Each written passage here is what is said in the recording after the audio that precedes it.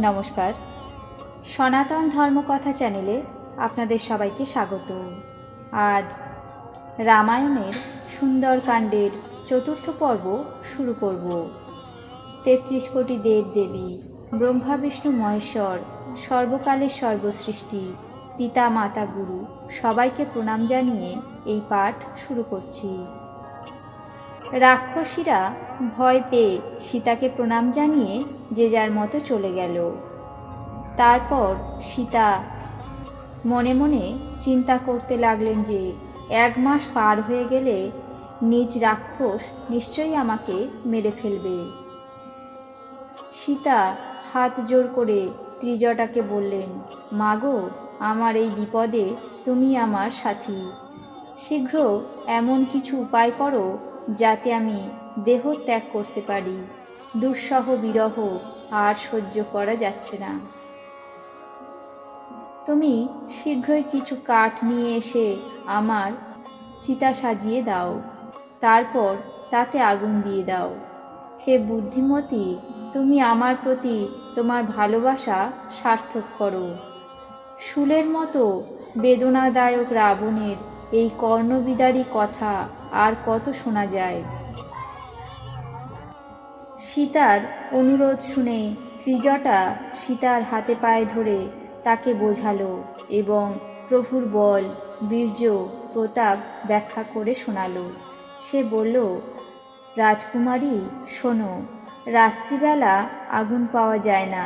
এইসব বলে সে তার নিজের ভবনে চলে গেল। তারপর সীতা মনে মনে বললেন, এখন কি করব? বিধাতাই বিরূপ হয়ে গেছেন আমার প্রতি। না পাওয়া যাচ্ছে আগুন, না হচ্ছে দুঃখের অন্ত। আকাশে তো কত অঙ্গারের মতো তারা জ্বলছে, কিন্তু তার একটাও কি পৃথিবীতে আমার উপর এসে পড়ে না? চন্দ্র তো আগুনে ভরা দেখাচ্ছে, কিন্তু সেও বোধহয় আমাকে ভাগ্যহীনা মনে করে আগুন বর্ষণ করছে না। হে অশোকতরু, আমার মিনতি শোনো, আমার শোক হরণ করো, নিজের অশোক নাম সার্থক করো। তোমার নূতন নূতন কোমল পাতাগুলি আগুনের মতো লাল, সেই আগুন বৃষ্টি করে বিরহ ব্যথা শেষ করো। সীতামাতাকে অতিশয় বিরহ ব্যাকুল দেখে তখন হনুমানের কাছে এক এক ক্ষণ এক এক কল্পের সমান মনে হচ্ছিল। তখন হনুমান মনে মনে চিন্তা ভাবনা করে সীতার কোলের কাছে শ্রীরামচন্দ্রের আংটিটি ফেলে দিলেন। মনে হলো যেন অশোক বৃক্ষ অঙ্গার দিল। এই মনে করে সীতা আনন্দের সাথে সেই আংটিটি তুলে নিলেন। তখন তিনি রাম নাম অঙ্কিত অত্যন্ত সুন্দর এবং মনোহর আংটিটি দেখলেন। আংটিটি চিনতে পেরে সীতা অত্যন্ত আশ্চর্যান্বিত হয়ে সেটি দেখতে লাগলেন আর আনন্দে ও বিষাদে ব্যাকুল হলেন। তিনি ভাবতে লাগলেন, রঘুনাথ তো সর্বদাই অজেয়, তাকে কে জিততে পারে? আবার মায়া বলেও এরকম মায়ার উপাদানহীন দিব্য চিন্ময় আংটি বানানোও যায় না। সীতা মনে মনে নানা রকম চিন্তা ভাবনা করতে লাগলেন। এমন সময় শ্রী হনুমান মধুর বাক্যে শ্রীরামের গুণাবলী বর্ণনা করতে লাগলেন, যা শোনা মাত্রই সীতার দুঃখ নিমেষে দূর হয়ে গেল। তিনি একাগ্র মনে সেই বর্ণনা শুনতে লাগলেন। হনুমান প্রথম থেকে শেষ পর্যন্ত সব কাহিনী বর্ণনা করে শোনালেন। সীতা বললেন, যিনি শ্রবণামৃতরূপ এমন সুন্দর কাহিনী শোনালেন, ভাই তিনি সামনে কেন আসছেন না? তখন হনুমান লাফিয়ে এসে সীতার সামনে দাঁড়ালেন। তাকে দেখে সীতা মুখ ফিরিয়ে ঘুরে বসলেন। তার মন বিস্ময়ে ভরে গেল। হনুমান বললেন, মা জানো কি, আমি শ্রীরামচন্দ্রের দূত। করুণা নিধানের নামে সত্য শপথ করে বলছি, হে মা, এই আংটিটা আমি এনেছি। শ্রীরামচন্দ্র আপনার জন্য এই অভিজ্ঞান আমার হাতে দিয়েছেন। সীতা জিজ্ঞেস করলেন, নর ও বানরের এই মিত্রতা কী করে হলো বলো তো? তখন হনুমান যেভাবে তাদের সম্পর্ক স্থাপিত হয়েছিল তা সবিস্তারে শোনালেন।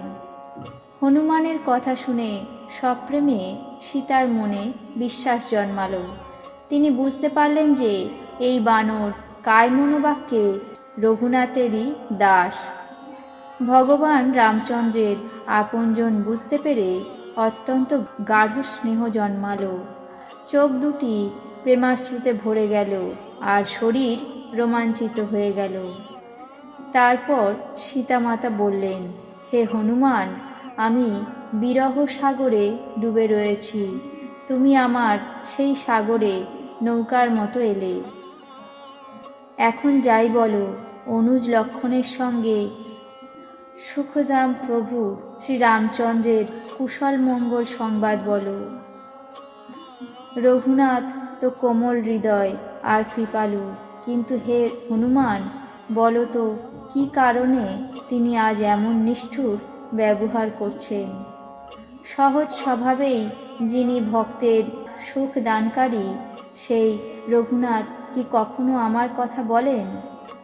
হে হনুমান, বলো তো কোনোদিন কি তার কোমল শ্যামল তনু দর্শন করে আমার চোখ জুড়াবে? তারপর মুখ দিয়ে কথা সরছে না, চোখ দুটি জলে ভরে গেছে।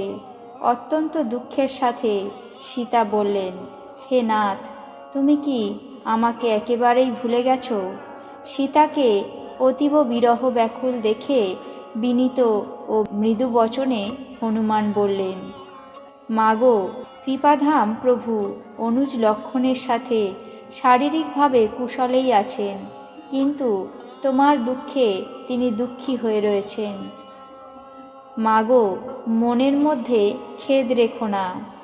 শ্রীরামচন্দ্রের মনে তোমার জন্য দ্বিগুণ প্রেম রয়েছে। মা, এখন ধৈর্য ধরে শ্রীরামচন্দ্রের সংবাদ শোনো। এই কথা বলতে বলতে হনুমান আবেগে গদগদ হয়ে গেলেন। তার দু চোখ প্রেমাশ্রুতে জলে ভরে গেল। তারপর হনুমান বললেন, শ্রীরামচন্দ্র বলেছেন, সীতা, তোমার বিরহে আজ সব কিছুই আমার উল্টো হয়ে যাচ্ছে। গাছের নতুন কিশলয় আমার কাছে আগুনের মতো মনে হয়, রাত্রি মনে হয় কাল রাত্রির মতো, চন্দ্রকে মনে হয় সূর্যের মতো প্রখর, পদ্মবন আমার কাছে সরবনের মতো লাগছে, মেঘের বর্ষণ মনে হয় যেন তপ্ত তেল। যা কিছু হিতকারী ছিল সবই যেন আজ পীড়াদায়ক হয়ে গেছে। ত্রিবিধ অর্থাৎ শীতল মন্দ সুগন্ধ বাতাস আজ সাপের নিঃশ্বাসের মতো বিস্ময় আর গরম লাগছে। মনের দুঃখ কারোর কাছে বললে মনটা একটু হালকা লাগে, কিন্তু কাকে বলবো এ দুঃখ, কে বুঝবে? তোমার আমার প্রেমের গভীরতা জানে একমাত্র আমার মন, আর সেই মন সর্বদা তোমারই কাছে রয়েছে। আমার প্রেমের সার এর থেকেই বুঝে নিও।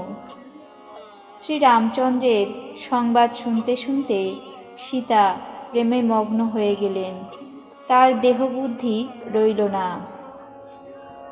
আজ রামায়ণের সুন্দরকাণ্ডের চতুর্থ পর্ব এখানেই শেষ করছি। বাকি অংশ আগামী পর্বে পাঠ করে শোনাব। আপনাদের কেমন লাগছে তা অবশ্যই কমেন্ট বক্সে জানাবেন। চ্যানেলটিকে সাবস্ক্রাইব করবেন, লাইক করবেন, শেয়ার করবেন। ধন্যবাদ।